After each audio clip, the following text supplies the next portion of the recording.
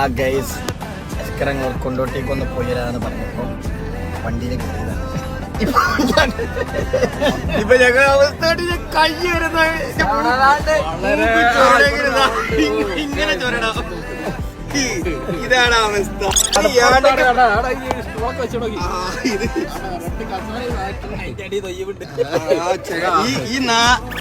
വേറെന്തേ ആവശ്യത്തിന് പോകുമ്പോ ഒറ്റക്ക് ഇതേമാതിരി ഇടങ്ങേറ് പിടിച്ച ആവശ്യത്തിന് എനിക്ക് കൊറേ സംസാരിക്കണ്ട. സംസാരം പുറത്താണ് ഈ മസാലൊക്കെ ഉള്ളത്. എനിക്ക് കൈ പെടുന്നതും ഉണ്ടായിട്ടില്ല. ഇങ്ങനെ ചൊറയുടെ മൂക്ക് പിന്നെ മൂക്കെല്ലാം പുറത്തു കൂടെ ചൊറിയത് അങ്ങനല്ലടാ. ഒന്ന് ഇങ്ങനെ ഫ്രീ ആയിട്ട് ചൊറാൻ വയ്യ.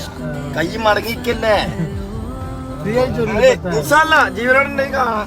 അത്രയും പറയാ. ഉറപ്പൊന്നും പറയാൻ പറ്റില്ല.